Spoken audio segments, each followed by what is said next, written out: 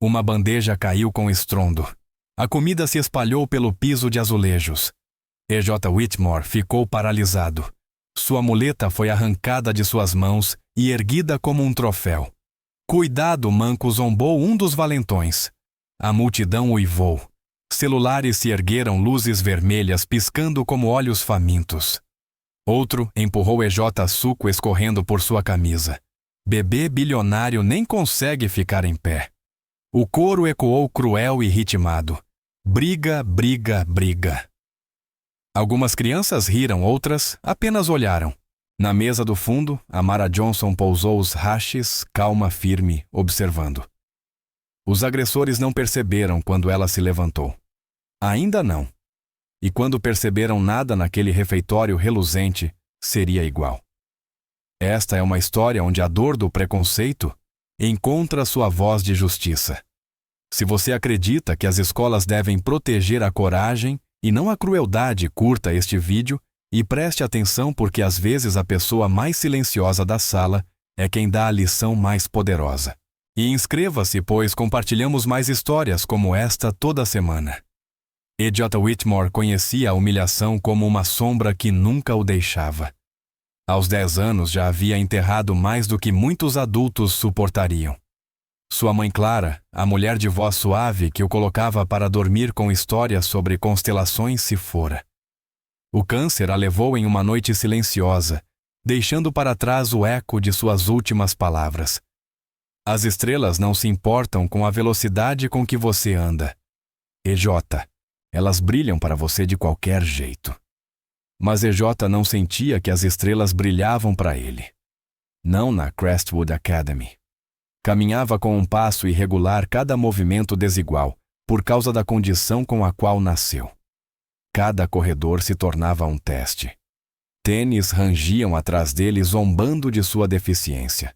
Apelidos sussurrados o seguiam como flechas: príncipe aleijado, bebê bilionário.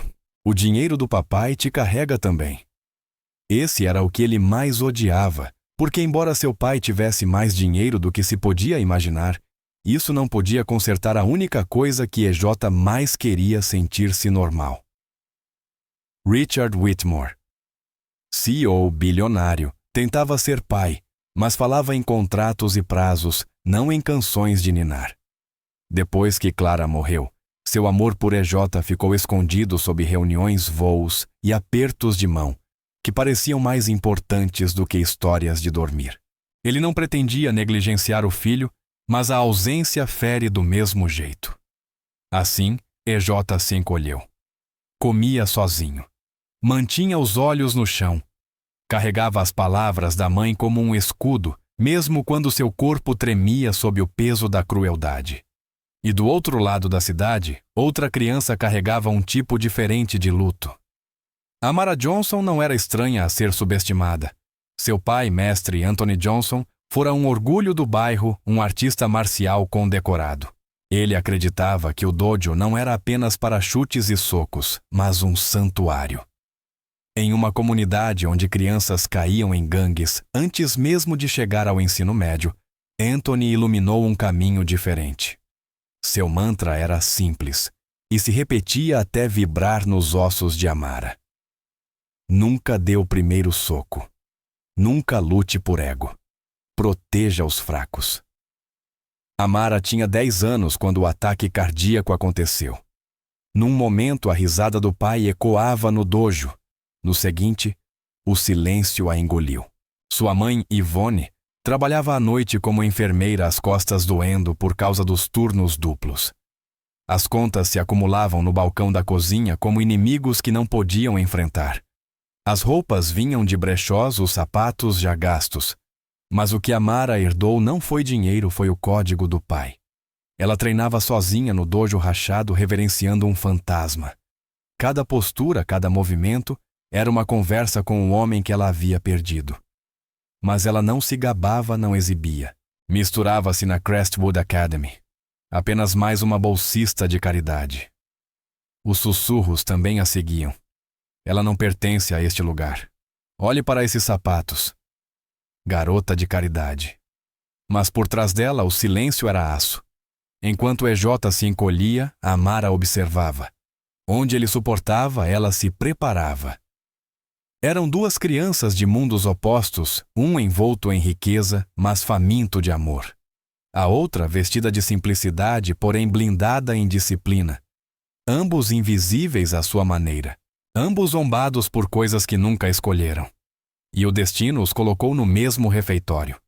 Para EJ, cada dia era sobrevivência. Para Amara, cada dia era autocontrole. Nenhum pediu para ser testado. Mas a vida sempre testa os mais silenciosos. Porque os valentões sempre procuram os fracos. E o que eles não sabiam é que nem EJ, nem Amara eram fracos. Um carregava a voz da mãe como uma estrela guiando-o na escuridão. A outra carregava o código do pai, como fogo nas veias. Eram o tipo de crianças que o mundo ignora até o dia em que não pode mais. A Crestwood Academy brilhava com um polimento que nunca desbotava. Os corredores reluziam como vidro. Pisos polidos refletiam os tênis de grife dos alunos. Portas de Tesla se abriam com um silvo na chegada. Motoristas carregavam mochilas com monogramas como se fossem joias da coroa. Relógios Rolex cintilavam sob luzes fluorescentes. Tudo naquele lugar sussurrava poder ou o proclamava em alto e bom som. Para EJ, cada passo por aqueles corredores era uma câmara de eco de julgamentos. O cochear de sua caminhada atraía olhares que ele fingia não ver. As risadas que EJ ouvia atrás de si não eram piadas, eram dardos. Mesmo ali, entre crianças nascidas na mesma riqueza, ele era diferente. Não pelo que possuía, mas pelo que lhe faltava. Cuidado, manco. Não tropece, príncipe. Ele tentou ignorar. Olhos no chão, ombros tensos. Sua muleta batia como um metrônomo, cada compasso lembrando que ele não se movia como os outros. E Amara, ela não deslizava por aqueles corredores com tênis Gucci ou moletons Balenciaga. Caminhava com jeans de brechó e sapatos que a mãe comprara em uma liquidação suas solas gastas. Carregava a mesma mochila desde o ensino fundamental, o zíper sempre enroscando quando ela o puxava. Comia o mesmo almoço todos os dias arroz e feijão ou macarrão que a mãe colocava em um pote de plástico. E em uma cafeteria onde os alunos passavam cartões com crédito ilimitado para pizza, sushi e milkshakes, a refeição dela era um destaque. Cheira a pobreza, alguém zombou uma vez. Celulares gravaram a risada, mas não a mão firme de Amara que continuou comendo sem levantar os olhos. Na Crestwood, riqueza não era apenas moeda, era armadura. EJ a possuía, mas não a usava. Amara não a tinha. Ambos caminhavam desprotegidos em um reino construído sobre status e valentões se alimentam disso. Jason Miller era o tipo de rei. A Crestwood o coroara sem questionar. Cabelo loiro penteado para trás, o nome da família gravado na parede do ginásio tênis, que custavam mais do que o aluguel mensal de alguns pais. Sua risada era alta, porque ninguém ousava silenciá-lo. Sua equipe, Connor Hale e Bryce Turner, andava atrás dele como sombras. Cada insulto que ele soltava ecoava como evangelho. Eles não tropeçavam nas rachaduras do chão, porque o próprio chão parecia se curvar para eles. Não comiam nos cantos porque a cafeteria se moldava em torno de sua mesa. Os alunos disputavam um assento perto de sua órbita. EJ permanecia invisível até que eles decidissem enxergá-lo. Amara um alvo no instante em que entrava em seu campo de visão. A cafeteria era onde a hierarquia derramava sangue. Celulares inclinados, luzes vermelhas de gravação, piscando como olhos famintos. A crueldade não era apenas esperada. Era conteúdo. Os estudantes não perguntavam: devo impedir isso? Perguntavam: será que vai viralizar? Era uma sexta-feira. O ambiente vibrava com a energia do fim de semana. Risadas ecoavam nas paredes polidas. Bandejas batiam como pratos de percussão. E então aconteceu. A sombra de Jason se estendeu sobre a mesa de EJ. Seu sorriso era afiado, o olhar desafiador. Connor estalou os nós dos dedos. Bryce sacou o celular já gravando. Um empurrão, uma bandeja virada a suco, escorrendo pela camisa de Ejota, como uma mancha que não sairia. A cafeteria explodiu não em indignação, mas em alegria. Suspiros se transformaram em risos. Cantos cruéis começaram a surgir, e no canto distante, os Rashes de Amara pararam no ar, seus olhos fixos na cena. O campo de batalha estava pronto. O empurrão veio rápido, afiado, cruel. A palma de Jason bateu no peito de Ejota, fazendo-o cambalear para trás. Sua bandeja tombou caindo no chão. O leite se espalhou pelos azulejos, uma mancha branca que escorreu por sua camisa como tinta de guerra. A cafeteria rugiu.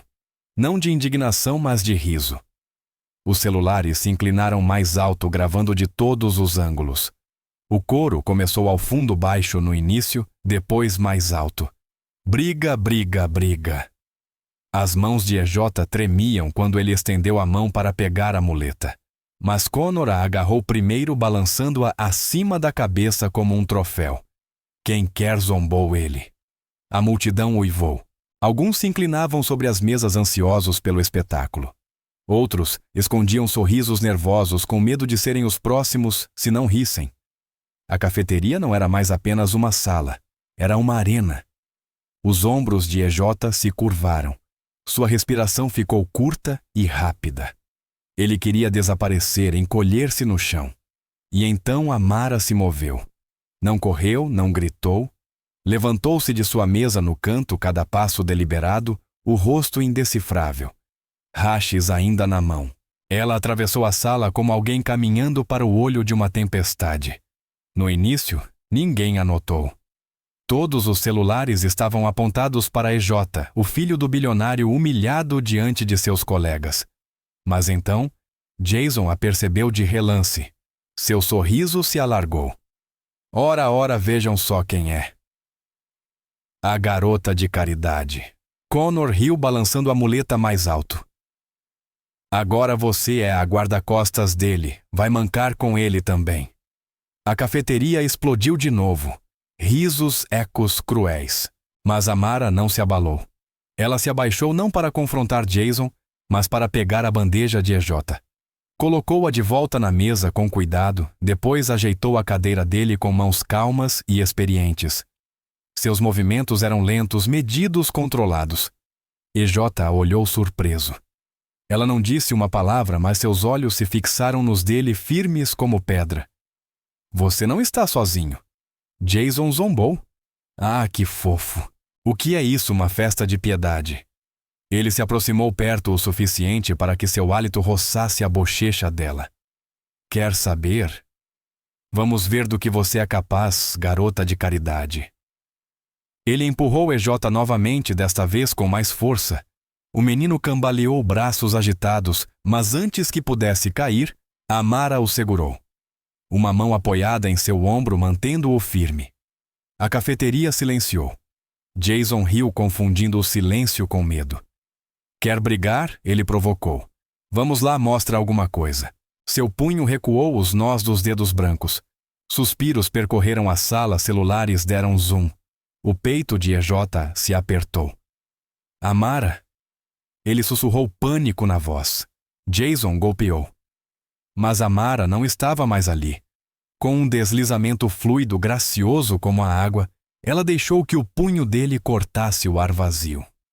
O impulso o traiu, fazendo-o tropeçar para a frente, e com uma suave redireção, apenas um giro de quadris, um toque de mão, Jason se chocou contra a mesa com um estrondo que sacudiu a cafeteria. Gritos de espanto explodiram. Alguns gritaram, outros praguejaram. Celulares tremeram, mãos subitamente trêmulas. O rosto de Connor se contorceu. A fúria substituiu a risada. Ele avançou seu corpo, um muro de músculos chutando desajeitado em direção a Ejota. Mas Amara foi mais rápida. Suas mãos se moveram como relâmpagos. Ela agarrou a perna dele, torceu, redirecionou. Connor girou como um boneco de pano caindo de costas com um baque que fez as bandejas tremerem. Silêncio. A cafeteria não ria mais. Observava. E pela primeira vez no ano, E Jetta Whitmore ficou ereto, sua muleta devolvida pela mão calma e firme da garota, que todos achavam invisível. Jason se ergueu da mesa, rosto vermelho, olhos arregalados de incredulidade. A cafeteria ficou congelada. Cada câmera de celular focada na única coisa que ninguém esperava. Amara Johnson de pé, tranquila. Respiração estável, como se tivesse apenas afastado uma mosca. Ela não levantara a voz, não desferira um único soco. Ainda assim, Jason jazia estirado. Connor gemendo ao lado. O silêncio era insuportável. Então alguém sussurrou. Você viu isso? Outro completou. Ela nem bateu neles. A percepção se espalhou pela multidão como fogo. Aquilo não era raiva, não era sorte, era controle. Jason se levantou cambaleante, punhos trêmulos. Avançou de novo selvagem, desesperado para recuperar a plateia. Mas Amara não se moveu até o último segundo. Seu corpo se deslocou como água corrente, redirecionando o peso dele, guiando-o além dela, apenas com equilíbrio e precisão. Jason se chocou contra a parede da cafeteria, o ar escapando de seus pulmões. Celulares tremeram mais. Suspiros viraram gritos. O que é isso? Alguém exclamou. Mas a expressão de Amara não mudou. Ela não estava lutando. Estava demonstrando. E em algum lugar profundo, outra voz ecoou a de seu pai. A lembrança era nítida como se vivesse em seus ossos. Uma tarde quente de verão. O dojo cheirava a suor e madeira antiga. Raios de sol atravessavam as persianas quebradas, poeira flutuando em feixes dourados. Ela tinha 10 anos, punhos cerrados, lágrimas ardendo nos olhos. Pai, por que não posso simplesmente revidar? Exigiu. Eles me empurram todo dia na escola. Riem de mim. Por que não posso mostrar que sou forte? Mestre Anthony Johnson, seu pai, agachou-se diante dela. Seu kimono estava gasto, os nós dos dedos marcados, mas seus olhos eram calmos. Ele tocou suavemente os punhos dela até que se abrissem. Porque Amara, disse ele, voz firme. Força não é provar que você pode machucar alguém. Força é saber que você não precisa. Ela piscou confusa. Mas e se eles não pararem? O sorriso dele era pequeno, triste, mas orgulhoso. Então você se mantém firme, se move, protege, mas nunca começa. Nunca luta por ego. Luta por um único motivo. Ele ergueu o queixo dela, o olhar prendendo o dela. Para proteger os fracos. De volta à cafeteria, essas palavras pulsavam em suas veias. Jason cambaleou em sua direção novamente, ofegante, suor escorrendo pela testa. Sua arrogância estava rachando, substituída por algo desconhecido, medo. Pare, Jason, alguém! Gritou da multidão. Mas ele não ouviu. Golpeou outra vez, desajeitado, desesperado. Amara girou, guiou o braço dele, e com a mesma redireção suave que o pai certa vez lhe ensinara, fez com que ele caísse no chão em segurança. Ela não sorriu, não se vangloriou. Apenas abriu as palmas e recuou. Connor tentou mais uma vez, rugindo como se o barulho pudesse intimidá-la. Avançou, mas Amara interceptou, agarrando-lhe o pulso no meio do movimento. Em um gesto contínuo, ela torceu, girou e o imobilizou com apenas a pressão necessária para mantê-lo no chão. A cafeteria irrompeu. Mas desta vez não era riso, era admiração. Celulares deram zoom, sussurros cruzaram a sala. Ela é treinada. Não, isso é arte marcial. Arte marcial de verdade. Quem é ela? Amara ficou sobre Jason e Connor, a respiração estável, o olhar calmo. Para qualquer outra pessoa parecia mágica. Para ela, era apenas disciplina. Ela se abaixou, pegou a muleta de EJ e a colocou gentilmente de volta em suas mãos. Fique ereto, sussurrou. E pela primeira vez, EJ obedeceu. Seus ombros se endireitaram, seus olhos se ergueram. Ele não estava apenas sobrevivendo, estava de pé. A cafeteria não assistia mais a uma briga. Presenciava um legado. A cafeteria mal recuperara o fôlego quando as portas se abriram com estrondo. A vice-diretora Sinclair entrou apressada, saltos ecoando como batidas de martelo no piso. Seus olhos penetrantes se fixaram imediatamente em Amara. Não em Jason caído sobre a mesa. Não em Connor ainda estirado no chão. Você também, ela disparou o dedo apontado como um veredicto. Ela latiu as palavras, o dedo apontando para o ar como um veredicto. Suspensa. Com efeito imediato. A cafeteria engasgou em choque. Celulares se viraram para ela. O que isso não é justo? Eles não começaram a briga, mas a senhora Sinclair não vacilou. Eu vi o suficiente. Violência é inaceitável, não importa a desculpa. Jason esboçou um sorriso fraco do chão, limpando o suco da camisa.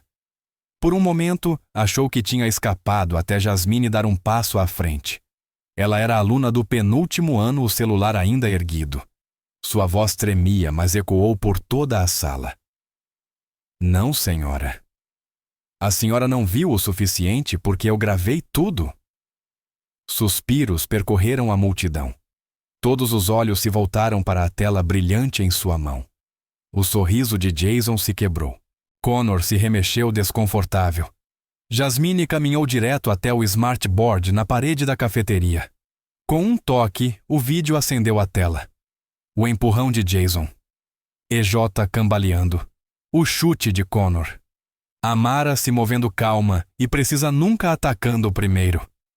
A sala ficou em silêncio, exceto pelos sons do vídeo, a risada de Jason, as provocações de Connor, a cafeteria gritando: briga, briga, briga. Antes de os dois agressores caírem pelo próprio impulso, o rosto da senhora Sinclair ficou vermelho de vergonha. Isso não justifica. Mostra a verdade, interrompeu Amara em voz baixa sua fala, cortando o ar como uma lâmina. Nós não lutamos por ego. Não demos o primeiro soco. Só nos defendemos quando foi preciso. A cafeteria explodiu. Palmas, gritos, até algumas lágrimas de alunos que sabiam muito bem como era se sentir encurralado. Justiça, alguém gritou. Passa de novo, outro exclamou. Celulares agora gravavam a própria senhora Sinclair. Ela se endireitou, mas sua autoridade desmoronava sob o peso das provas e testemunhas. Jason tentou se levantar outra vez, o orgulho desesperado por uma última chance. Isso não acabou, rosnou apontando para Amara. Mas EJ de pé, muleta firme, finalmente falou. Sua voz tremeu no começo, depois se fortaleceu. Acabou sim. A sala congelou.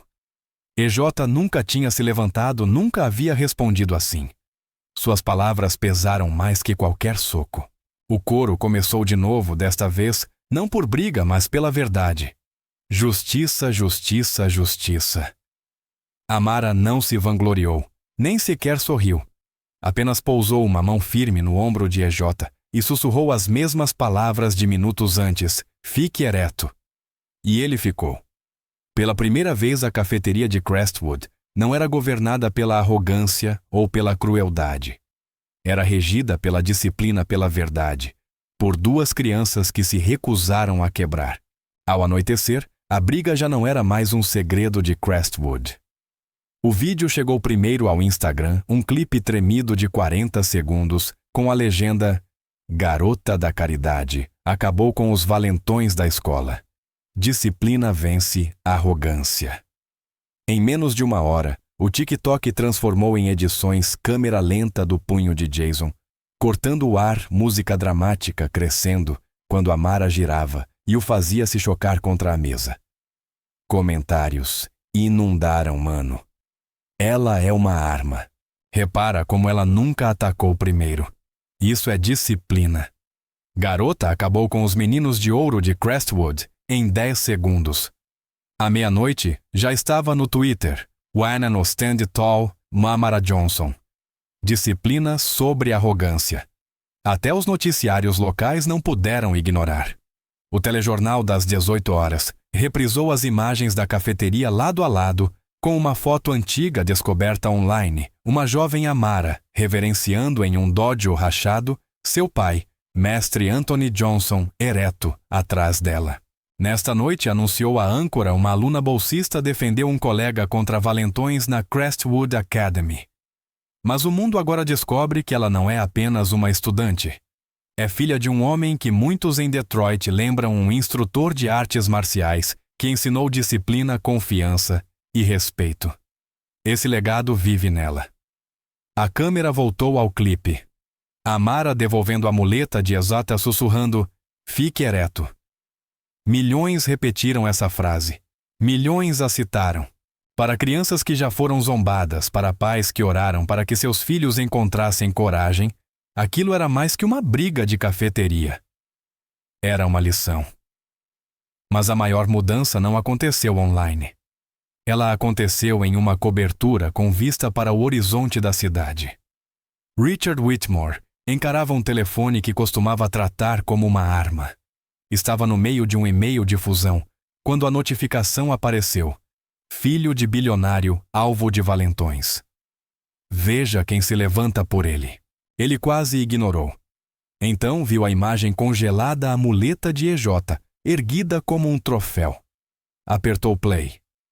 A cena da cafeteria saltou da tela, o empurrão à bandeja, o coro. Ele viu a maneira como os ombros de EJ se curvavam, uma postura que Richard reconhecia e detestava porque havia há meses dizendo a si mesmo que passaria. Então uma garota entrou em cena calma, o ambiente se moveu como uma maré ao redor dela e de repente se aquietou. Richard se inclinou sem perceber o polegar pairando sobre a tela. Ela não golpeou. Ela redirecionou. Os garotos caíram pelo próprio impulso enquanto ela mantinha EJ de pé. Quando ela colocou a muleta de volta em sua mão, Richard ouviu uma voz que não lembrava havia anos. Clara, as estrelas não se importam com a velocidade com que você anda, EJ. Elas brilham para você de qualquer maneira. Richard reproduziu o vídeo de novo mais devagar. Observou o EJ se erguer. Viu o filho dizer.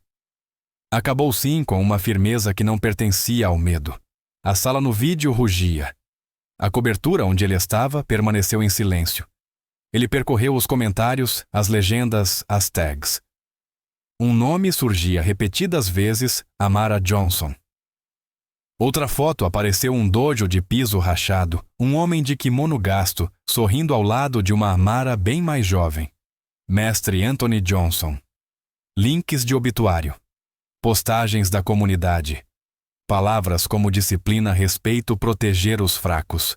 Richard pousou o telefone virado para cima na mesa e pela primeira vez não buscou o próximo e-mail. Buscou a memória o recital perdido às sessões de terapia, remarcadas as noites em que se convenceu de que estava provendo, enquanto EJ aprendia a se encolher. Pegou o celular de novo e digitou. Apagou. Digitou outra vez. Lembrou da noite em que EJ perguntou por que as estrelas brilham mais do que ele jamais poderia, e Richard não soube o que responder. Orgulho de você. Estou a caminho. Ele apertou enviar. Em seguida, outro texto, desta vez para sua assistente: cancele a reunião das 15 horas. Reagende o conselho. Estou indo para a Crestwood. O motorista o encontrou na calçada. O carro cortou o trânsito do fim da tarde. Richard assistiu ao clipe pela terceira vez sem som. Sem áudio, o que restava era a postura uma garota que escolheu o controle em vez do espetáculo. Um garoto que escolheu se erguer. Em um semáforo, ele abriu uma nota em branco e escreveu uma única linha. Pergunte, não presuma. E abaixo, apoie o que já existe. Ele não planejou uma coletiva de imprensa, nem uma doação com o seu nome gravado em pedra.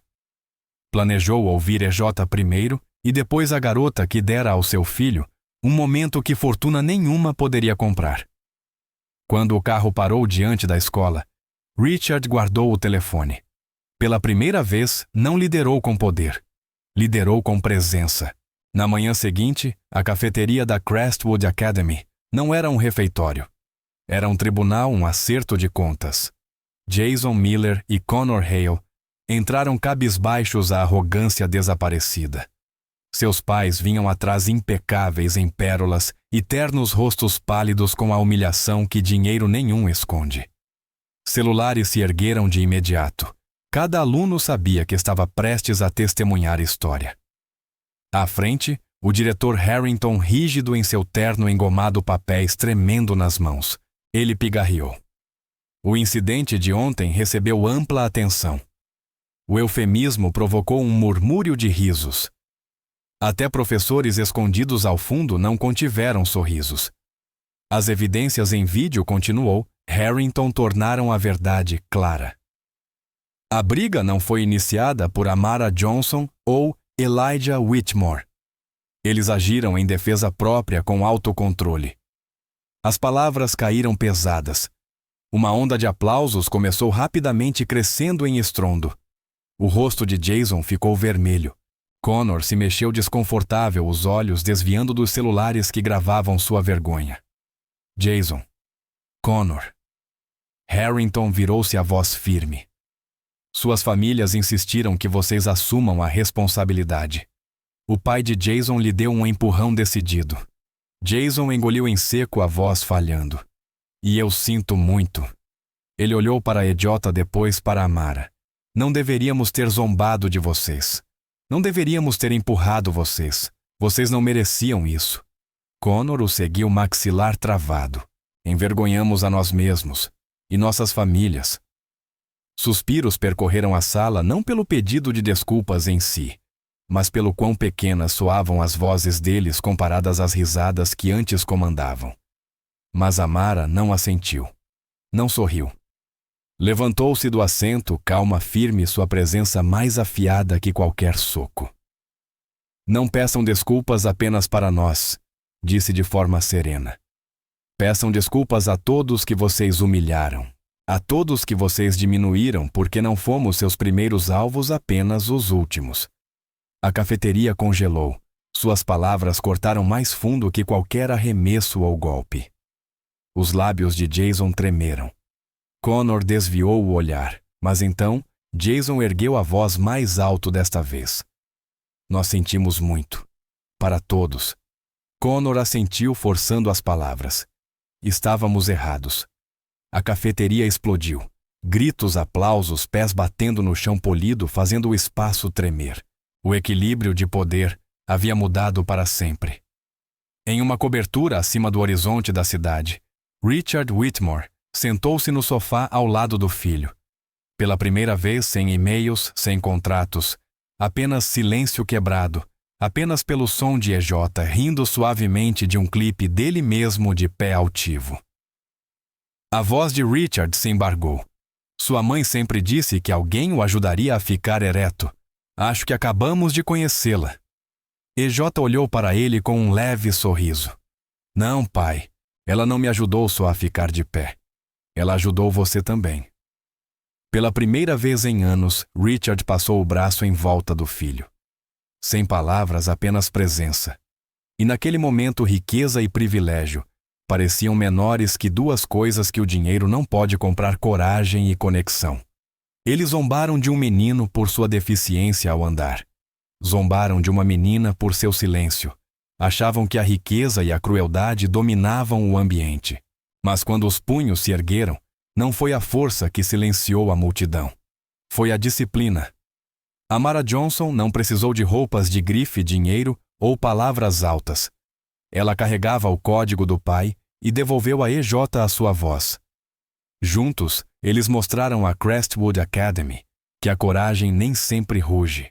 Às vezes, ela simplesmente permanece de pé e se recusa a cair. E em uma cafeteria construída sobre privilégio, duas crianças em quem ninguém acreditava ensinaram a todos a lição mais poderosa: o movimento mais calmo pode abalar a sala mais barulhenta. Esta história não é apenas sobre Ejota ou Amara. É sobre cada criança que caminha pelos corredores sentindo-se invisível. Cada pai que se pergunta se suas lições ainda importam. Cada valentão que pensa que o silêncio é fraqueza, porque o silêncio não é fraqueza. Às vezes, o silêncio é exatamente o que os faz parar. Estas são histórias em que os subestimados se erguem e a arrogância desmorona sob o próprio peso. Se esta história tocou, você curta este vídeo e compartilhe. Compartilhe por cada criança que já foi zombada. Por cada pai que orou para que seu filho encontrasse coragem. Por cada voz que foi ignorada até finalmente se erguer. E inscreva-se para mais histórias como esta, porque os valentões só vencem quando a coragem fica calada. E a coragem só vence quando nos recusamos a desviar o olhar.